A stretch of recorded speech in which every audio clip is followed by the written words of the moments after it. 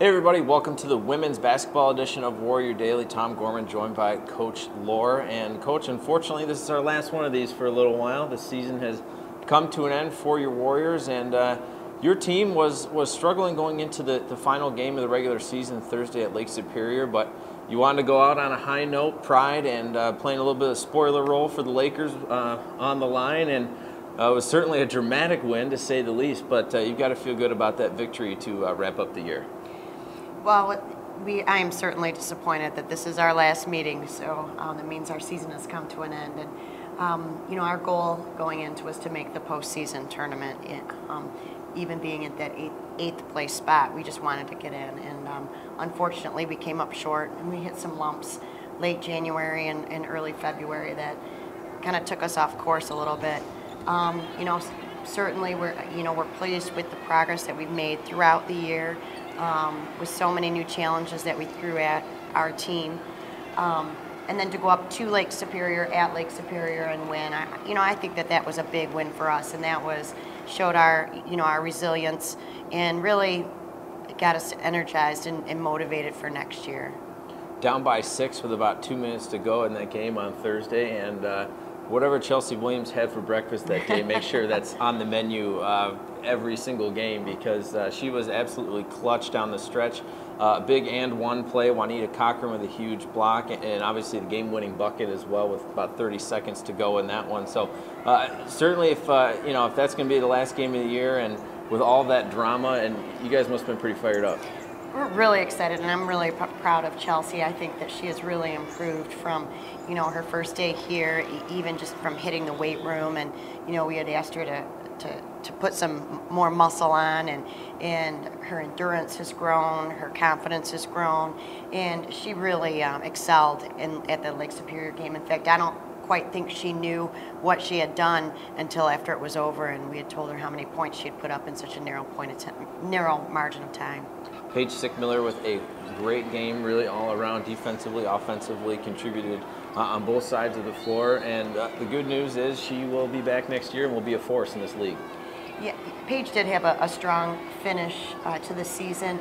A few peaks and valleys for Paige, and I think our goal in the off season is to gain some consistency with her, and that's just going to take repetition and a little bit more work on her part. She is really a hard worker, but we've just got to focus in and hone in on a few things to make her more consistent going into her senior year.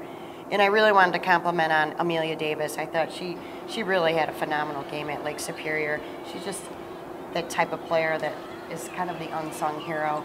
Statistics and steals, assists, rebounds, not a big scoring player, but it certainly has the capability to put 8 to 10 up when needed to. But she really played a great game up at Lake Superior. I thought she was the difference. It's obviously a long bus ride back to Detroit from Sault Ste. Marie, and you'll, I'm sure, have some individual meetings coming up in the next few days with your players. But what was the overall message to your team after that game, really, to kind of put a final touch on the season? The message was really, when we put our minds to something and we stay together as a team, and teams are going to make runs. You're going to be challenged. That's basketball, and we were challenged early in the year, and I thought we responded well. Late in the season, it seemed as if when we were challenged, we allowed it to happen. And really closing off this game, we were challenged and we were down, and we easily probably could have let this one slip through the cracks, and we showed some resilience. We spoke after about the growth that we'd had as a team, and really, we ended our season on a win. Let's capitalize on that. Let's carry some momentum into the off season, and let's get back to work. You came into this job already with a successful collegiate career for yourself, but your first year at the helm of this program, what did you learn about yourself as a coach, and maybe something that you'll take going forward into future seasons?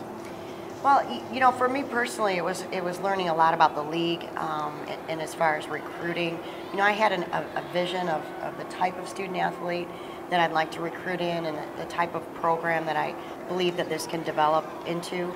And me going through the entire season, visiting all of our GLIAC opponents, especially in Ohio. I wasn't as familiar with those in Ohio.